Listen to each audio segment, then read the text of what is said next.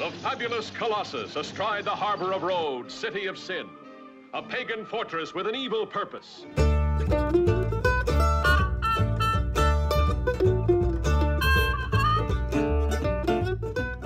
Hello everyone, and welcome back to Ear Read This, a podcast providing critical introductions to our favourite works of literature.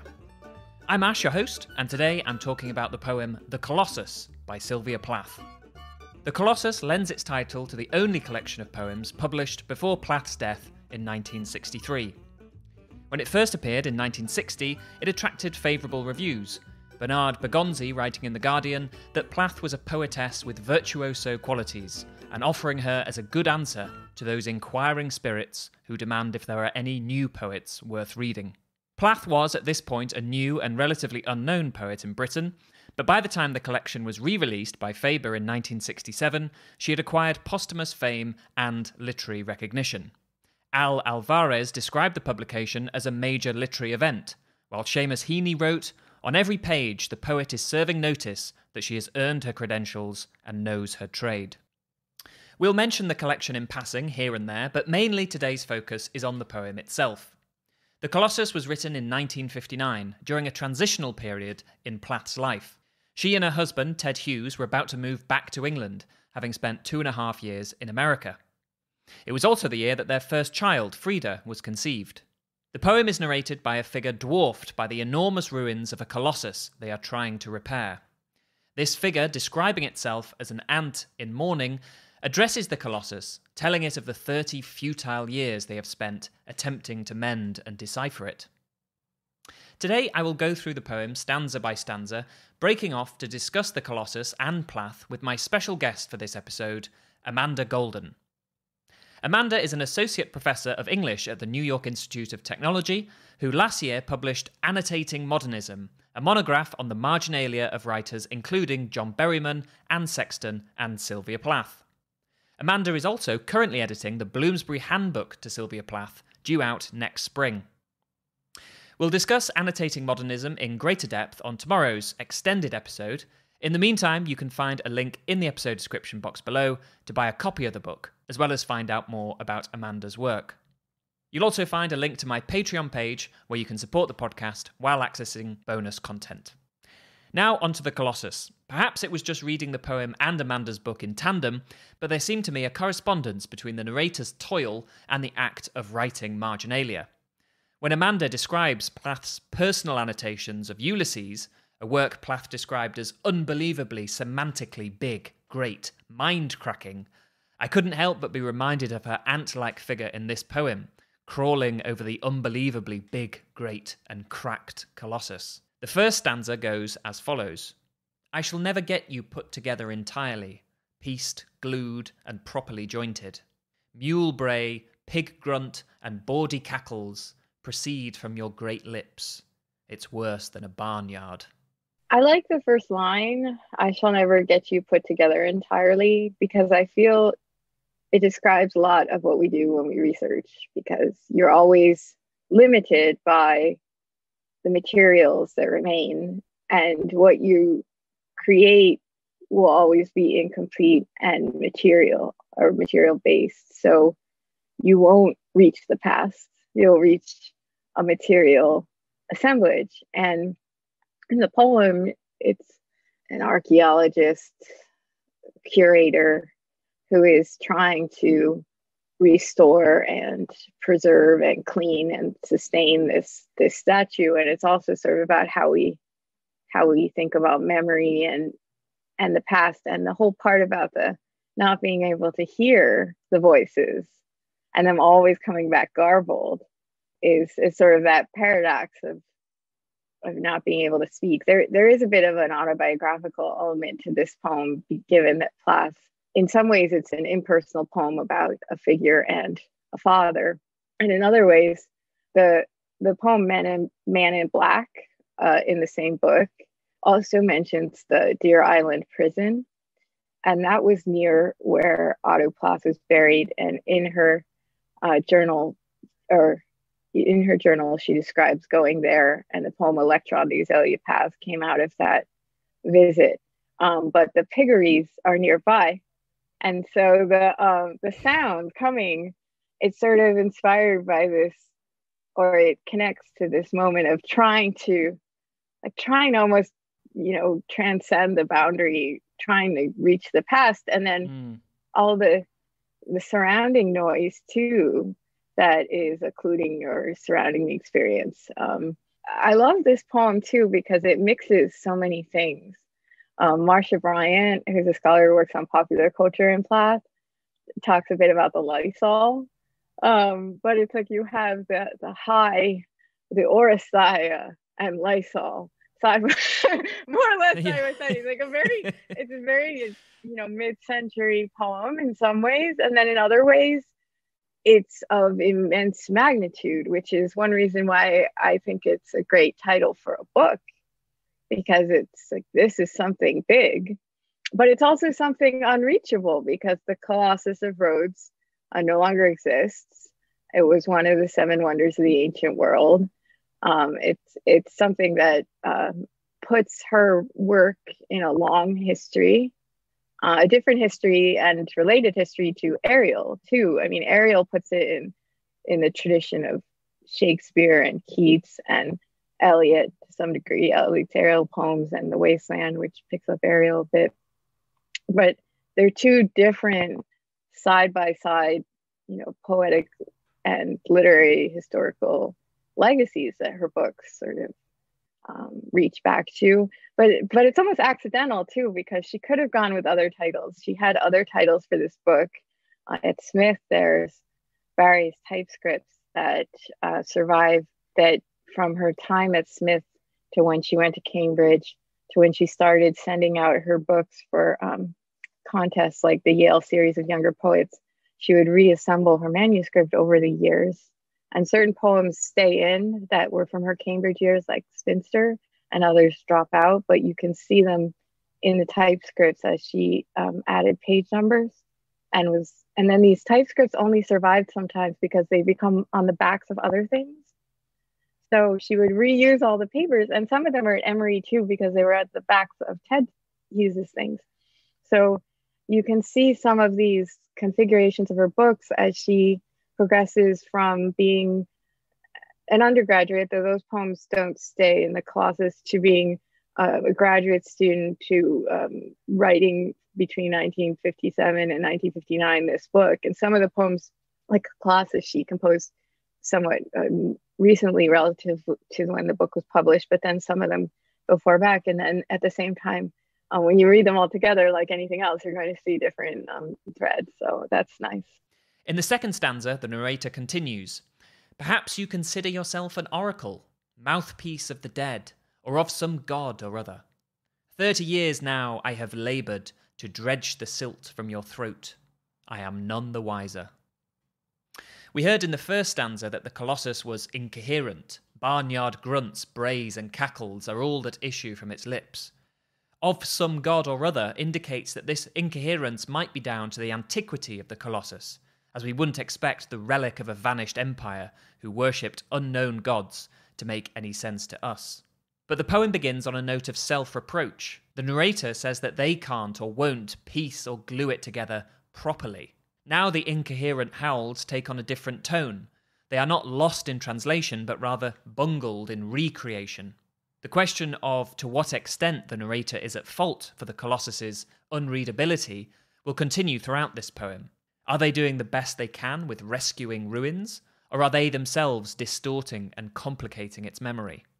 Both possibilities are playfully alive in the lines, "30 years now I have laboured to dredge the silt from your throat.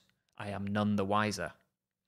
Is that none the wiser because dredging has taught me nothing, or none the wiser because you, the Colossus, have still not begun to make sense? For now, there is no mention of fathers. The Colossus is only likened to an oracle, a mouthpiece of the dead. So far, it sounds like a literal Colossus. We might even imagine the brays and cackles to be caused by wind passing the ruins of its lips. Later, the narrator says of the scale of this destruction that it would take more than a burst of lightning. The Colossus of Rhodes, one of the 7 wonders of the world, toppled from the knees during an earthquake in the 3rd century BC. Its ruins remained there for 800 years, during which time the Roman author Pliny visited and reported that few men can clasp the thumb in their arms, and its fingers are larger than most statues. Where the limbs are broken asunder, vast caverns are seen, yawning in the interior. Even Pliny's use of the word yawning gives the impression of this relic being in some sense a living memorial, just as the narrator's first line of the second stanza, "Perhaps you consider yourself an oracle," gives the Colossus a degree of consciousness.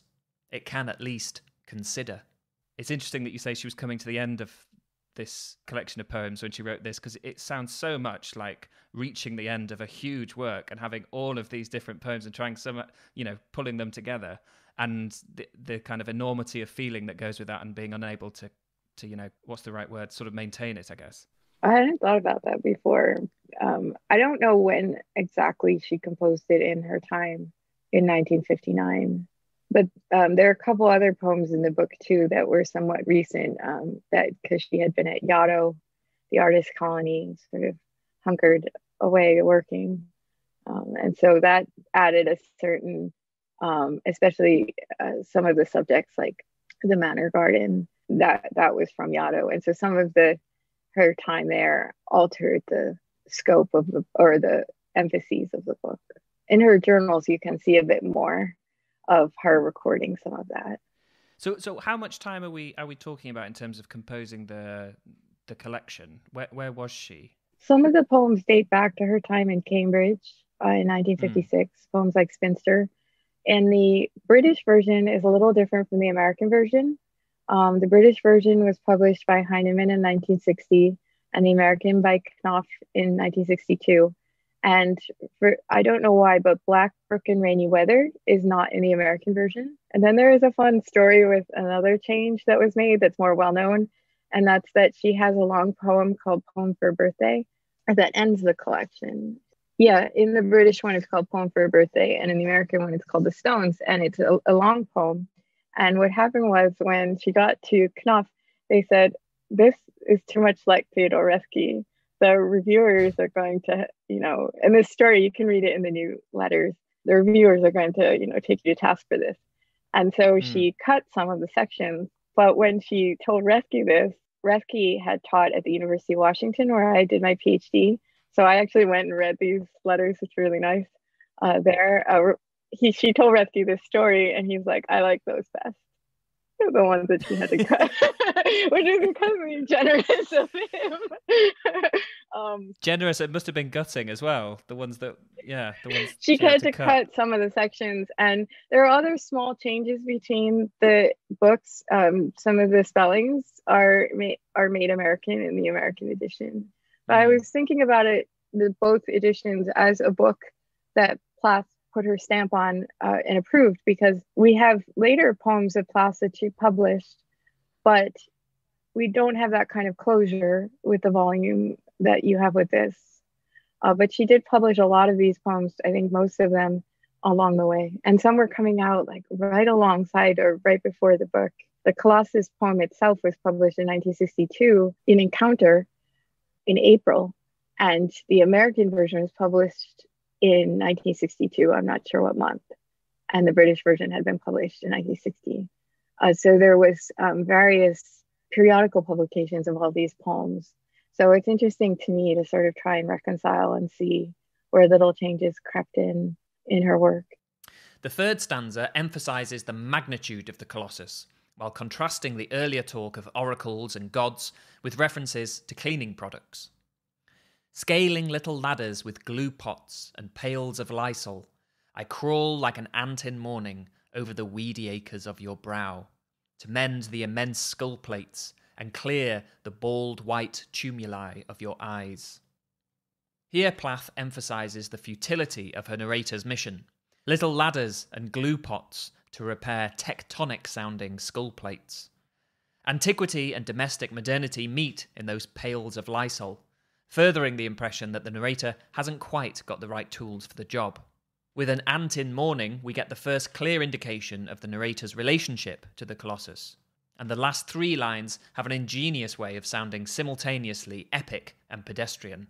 Weedy acres, just like an overgrown farm, but these are the weedy acres that span a giant's brow.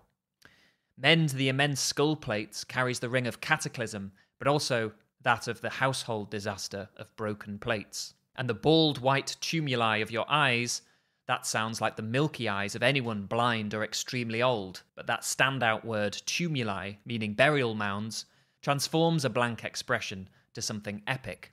Plenty to dig up in that last line, the narrator clearing the burial mounds of eyes as you might clear dead flowers from a grave. This once again amplifies the Colossus, a monument so gigantic you can fit 2 more memorials in his eyes. So was there a certain degree of anticipation by the time the collection came out? Was she gathering a fair bit of attention with the poems that had been published? I know there's a story with Alvarez when she met him. He tells a story and he was like, I liked your poem, the one about the factory, and it was Night Shift. Oh. Yeah, and so I mean, I don't know as much about it, although the new letters certainly help to fill in more of the story. But she spent, I mean, between 1956 and 1959, she was writing many poems that don't make it into the book that she was sending out. So was she? Does it span from her being a student and a teacher? Yeah, when she was a teacher, she sort of she had different moments of productivity that year. She was so busy teaching that there wasn't space for everything. And when you look at her teaching notes, they're so copious and so thorough that you can see why she was so exhausted. But then over spring break, she did have a sort of burst of productivity when she wrote a series of poems based on works of art, all inspired by Paul Klee, de Chirico. There had been a contest from the magazine Art News to write an art poem. So Plath went after it with a vengeance, and she was auditing a class at Smith, and she had studied art and was interested in art, and she liked de Chirico for some time before that. And so she brought home all these books from the art library and got to work, and she wrote poems like Virgin in a Tree and a poem called Perseus that's inspired by Paul Klee, and several others that sort of all present this moment. They're part ekphrasis in that when you look at the painting or drawing, you see something different than it makes different sense to you. There's one line, fisted to a fetus head, and then when you actually see it, you understand what she meant. But it really does do more to see the original. But her art poems in that spring stretch were really her first productive burst during that time period. Then she went on by the summer of that year to receive acceptances from the New Yorker, Russell Hunter at Rock Harbor, and others. But it was sort of stressful. It was very stressful for her not to have space for her creative work, to be spending as much time on sort of revisiting her student interests and updating them. And I think that has a lasting impact on her as a reader. But to some extent, she wanted to be producing poetry too. She had stopped teaching in 1958, and the Colossus came out in 1960. Hughes taught as well, and that was one of the more fun parts of this project because Hughes is teaching because he wanted to focus more on his creative work as well, has been less attended to. And when I arrived at Emory, I was a fellow there, and I looked for the books that Plath had taught with and Hughes had taught with. And I found a copy of Crime and Punishment that I think it might have been cataloged as Plath having annotated it, but they both annotated it straight through because Plath had taught the book, and she wrote in her journal that she had passed on her teaching materials, particularly her teaching notes, to Hughes. And in her teaching notes, which are in Indiana, there's a page where he added some notes too. But the book is, I thought, even more interesting because she's very thorough with regard to all of the preparation you want to do as a student and to prepare students. And then he adds to that, but he also uses the book almost as a notebook to prepare for teaching, and he'll sort of flag things. And he used the tops of the pages more to sort of be somewhere he could look to fairly quickly when you're with a class. And I thought that was such an interesting document of their parallel teaching preparation of Crime and Punishment, which is not it's not a book that they're associated with as much because, well, Plath studied Russian literature, but when people think about influence, they tend to look, poet to poet, but actually they were immersed in a larger literary history too. Here's the fourth stanza of the poem, running into the first part of the fifth. A blue sky out of the Oresteia arches above us. O Father, all by yourself, you are pithy and historical as the Roman Forum. I open my lunch on a hill of black cypress. Your fluted bones and acanthine hair are littered in their old anarchy to the horizon line. It would take more than a lightning stroke to create such a ruin. This section returns us to classicism, with reference to the Oresteia, the Roman Forum, and plants associated with ancient Greece and Rome, cypress and acanthus. The leaves of the latter are commonly recreated in Greco-Roman architecture. You've probably seen them frilling the tops of columns. Edinburgh really went in for that sort of thing in the 18th and 19th century. We have the explicit reference to father in conjunction with the Oresteia, the story of Agamemnon's children avenging his death, deepening the sense of intimacy between narrator and Colossus. His bones and hair littered in their old anarchy, that carries a touching double resonance. On the one hand, littered like ruins of a shattered statue, but also like the messy, anarchic hair someone might have had in life. In this stanza, we feel a real shock of grief, some unfathomable loss that would take more than a lightning stroke to create. And in a flash, we can see the narrator not as mere custodian of a found relic, but its creator, struggling with the impossible task of keeping their father's memory alive. I'm going to keep saying they and their because I don't read the poem as being only about Plath and the memory of her father, but containing that meaning alongside others. Certainly the impossibility of having the dead speak to us as we would want them to, and of the incongruous scraps a person leaves behind, are there to see and hear in the poem. So is the anxiety about how grief and memory operate. As more time passes, your memory of someone might resemble them less and less, and only degrade the more effort you put in, the more glue pots you pour. But I think that form of construction is being compared here to the creation of Plath's work. Here she was, nearing the end of a long collection of poems, the writing of which spanned several years, during which her life had transformed dramatically. Any writer would sympathise with the image of a nearly completed work, resembling the scattered ruins of a divine idea. Plath described some of her struggles in a journal entry that mentions how she began the Colossus. Most of my trouble is a recession of my old audacity, unself-conscious brazenness. A self-hypnotic state of boldness and vigour annihilates my lugubrious oozings of top-of-the-head matter. I tried Ted's exercise, deep breathing concentration on stream-of-conscious objects these last days, and wrote 2 poems that pleased me. One a poem to Nicholas, and one the old father worship subject. But different, weirder. I see a picture, a weather in these poems. I think you can hear Plath's self-criticism transforming into the ironic self-praise of her narrator in the Colossus. When they say it would take more than a lightning stroke to create such a ruin, what they could be meaning is it takes many more strokes of a different kind, strokes of a pen or a typewriter. And while that might ultimately destroy the ideal image of a work as it was conceived before they began, the ruins are themselves a creation. Compare this to Ted Hughes's famous poem of poetic creation, The Thought Fox, where the narrator sees an apparition in a midnight moment's forest, and after it disappears, the page is printed. The poem is written, and it has told the story of itself.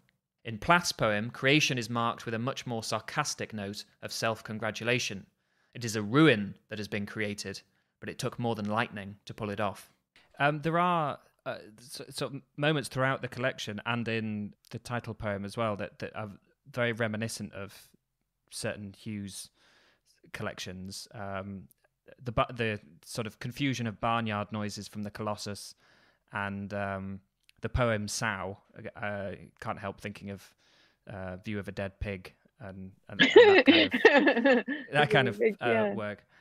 There's a quote towards the end of your book where he describes that there were times when he and Plath were sort of 2 halves of the same mind. Was the Colossus composed in a time when that was true, or was that sort of influence from a different time? There's been some work on that. Heather Clark has a good book about Plath and Hughes, and as does Middlebrook, and there's a very early book by Margaret You're Off that pairs all those poems like Sow and View of a Pig. Oh, really? I think that, yeah. It matches up all these interesting connections. And then Heather Clark worked further to think about, how they were working alongside. And she even looks at later work by Hughes and Plath's lasting influence on it, things like Crow. So I thought I had not done that thinking yet. And I thought that was great. And I didn't think anyone else really had done that long view. It is that time period, and they are reading a lot together, and people have looked at that as well, especially poems like Sow. I mean, she probably wouldn't have taken such a sort of farm-like turn without Hughes. He was he was more, but where they were living in Northampton, she makes one comment like in her letters that if they stayed, they want to live maybe on a farm in Hadley. Part of that area still is filled with farms. So it's not, when they moved to Boston, they were making a very different change in their environment. Northampton is a town, but there are farm areas surrounding it. So there was more of that there in her teaching stretch that they moved away from. And then they took that long trip all over the West. So they got to get back to nature a bit and such. Yeah, I was looking at Sow recently, and it's interesting because at Smith, there's a dictionary that she underlined as she wrote, and through from 1950 onward. And it's incredibly interesting to watch because she would underline definitions of very specific things, and then they would play into the poems with some specificity. It wasn't just like she was looking up synonyms. So the definitions themselves would become sort of an anchor for her sense of, or you can see some of it playing in some of her late poems like Perda and Ariel. Actually, there's references from her dictionary at the top. So you could see her, and you can also see the sort of serendipity sometimes where she's looking for one thing, but she might have found another just because they were in the dictionary. So in Sow, there's actually a couple words that she notes that are very specific. And so when I was working on some of these poems, I would look for very specific things and wonder where they came from. But there's some very specific things that I don't think Hughes would. I don't know as much of it, but he doesn't really have that same impulse as she does to be as research based. He would read widely. His degree was in anthropology, and he would bring back things for her too that they read, and people have written about that as well. But she was more of a researcher at times in her way. Into the final section of the poem now. Here is the last part of stanza 5, running into the final stanza. Nights I squat in the cornucopia of your left ear, out of the wind, counting the red stars and those of plum colour. The sun rises under the pillar of your tongue. My hours are married to shadow. No longer do I listen for the scrape of a keel on the blank stones of the landing. In this section, the narrator shuts themselves away, realizing the futility of their project, but either determined or bound to continue regardless. It has been a lonely endeavour, and it will stay that way. The mention of a scrape of a keel returns us to the Colossus at Rhodes, who was said to stand athwart the harbour. The cornucopia of your left ear is another line that could be read in either a classical or prosaic spirit, the cornucopia being the mythological symbol of abundance, the horn of plenty, usually stuffed to the brim with a variety of nourishing fruits and vegetables. But it also sounds almost comically decrepit, putting us in mind of a bunged-up ear or a hearing trumpet. By choosing to squat there, out of the wind, the narrator is choosing to deafen themselves by hiding in the instrument used for hearing, and likewise they are kept in the dark by the pillar of a tongue. And so their hours are married to shadow, and this labour will not be recognised. Stephen Gould Axelrod suggested that the Colossus of Plath's poem stands as a monumental image of patriarchal poetry. Certainly in the contemporary reviews of her collection, she is frequently judged by the measure of other poetesses, and even in praise from friends and supporters like Al Alvarez, we can find a patriarchal ring. Alvarez wrote that in the Colossus, Plath had steered clear of feminine charm, deliciousness, gentility, supersensitivity, and the act of being a poetess. She simply writes good poetry. And what do we know about the sort of her ordering of the collection and, making the Colossus the title poem? I know that for some time the title was The Bull of Bendy Law, which was based on her experience in Spain. She had a few poems that she wrote about her trip to Spain with Hughes. And then he wrote a poem called You Hated Spain, famously later. but it did yield several poems. I mean, there was Alicante Lullaby. I don't know a lot of the backstory of a lot of things, but Spain did yield some poems and fiction and prose. I mean, she published something as well about this woman that they met there. So the Bull of Bandila was about a bullfight there. So that was a title for a while. And I wonder when it occurred to her. I don't exactly know. I would think at some point when she had finished the poem, maybe she thought this sets a tone. Yeah, it does set quite. I mean, it's quite a declaration for a work of poetry. Is there anything to something I've seen in a couple of places that the title might have something to do with Colossus with a K, this character associated with Ouija and Hughes and Plath? I don't know the circumstances around that. That sounds fascinating. There is a piece at the back of the collected poems where Hughes included some of their Ouija. It's called Dialogue Over a Ouija Board. I don't know enough about that, but that's really interesting. No, I need to look more. I'd seen a couple of just sort of teasing references to it, and it's I hadn't got the full story. There is something about another thing about the poem that reminded me a lot of your book. I say reminded, I was reading them simultaneously, so it wasn't exactly casting my mind back to your book. But the narrator being sort of subjugated to this Colossus, or subjugating herself or itself to this Colossus, something that kind of looms so large, and yet if it is alive, it's kind of indecipherably alive. It does seem to resonate with the muse that you identify of Plath's, this theme of death in life and life in death. The narrator seems to be sort of, castigating herself as something that will merely tend a somewhat dead thing, as opposed to live for herself. It's interesting because she does produce the poem, though, so it's sort of paradoxical. In some ways, her academic work is a subject like that.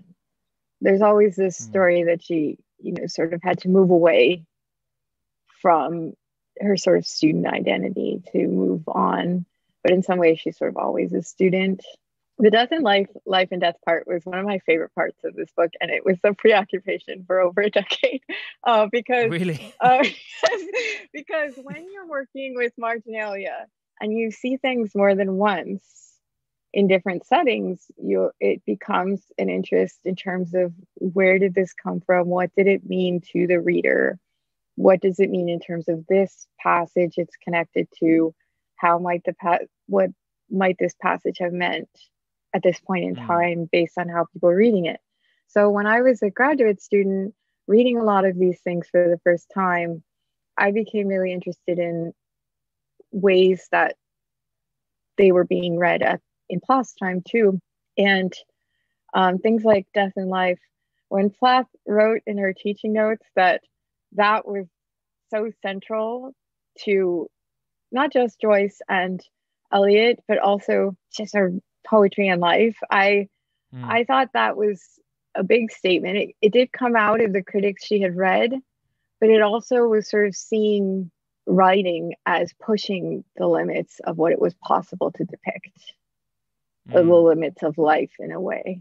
The term living death and death in life have different meanings, and they had meanings at the time. And one thing I like about marginalia is they sort of preserve words that in context or alongside context that often fade out of view.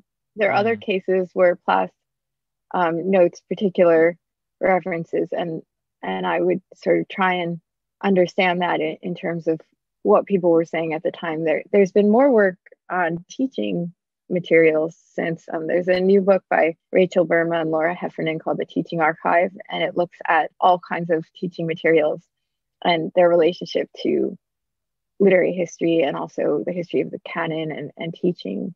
And Plath's materials, yeah, it's really good. And class materials, in a way, both her Marcia and her teaching materials, to me, were providing something of an introduction to some of the ways that things were circulating at the time. And I was interested in what, in the relation to the larger picture, though I didn't have that big of a corpus. They have a very big corpus, and it's great.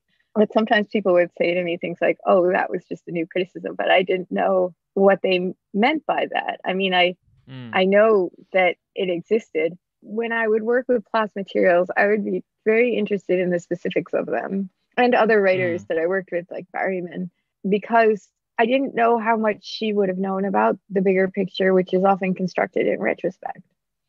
And I was very curious about her other teacher, Elizabeth Drew, or I haven't talked about her yet, but her teacher, Elizabeth Drew, left materials in the Smith archives. And so when I was a master's student, I went and read them.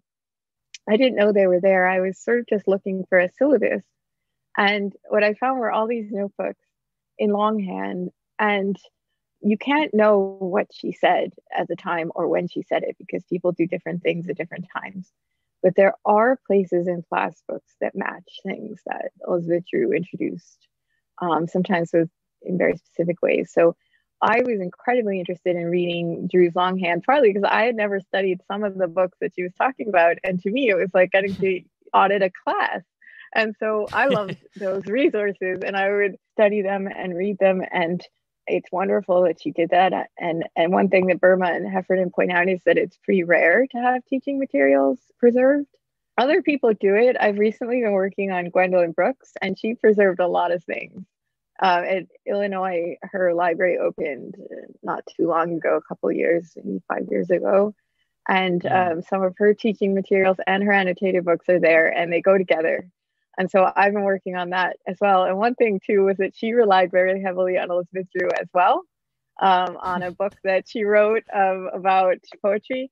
And in many of her classes, she would revisit Elizabeth Drew's explanation of versification, which is like, it's not Elizabeth Drew specific, but it was fun to see that connection because Brooks had established herself as a poet already by the time she starts teaching, and she's almost trying to get up to speed on what people are teaching. And then she picks up Drew, which is, for Plath, it was the reverse. Plath established herself as a poet to some degree long after she was immersed in Drew's poetic explanations. But for Plath, really, it was with Eliot that Elizabeth Drew had a whole book on Eliot. It was one of the first critical texts, and she actually corresponded with Eliot a little too. There are 2 letters. Oh, really? Eliot. Yeah. Oh. But just 2 letters at Smith. It was interesting to see that because it was so new. A lot of the critical approaches at the time were explaining these poems like The Wasteland because people were learning how to read them. And so when Plath admires these poets, partly she's doing so via how she's been taught to read them. So creative work, in the sense of sometimes people are just admiring language almost outside of the sense it makes, but in a way they were intertwined with Plath because of the particular moment that she was learning to read modernism. And I became really interested in that just because I was thinking about modernism in general. And that's about all we have time for today. A huge thank you to my guest, Amanda Golden. And don't forget to tune back in tomorrow, where I'll be talking to Amanda again, and in greater depth about her book, Annotating Modernism. If you want to get yourself a copy of the book, check out the episode description box below, where you'll also find a link to our Patreon page. Thank you very much for listening, and until next time, happy reading.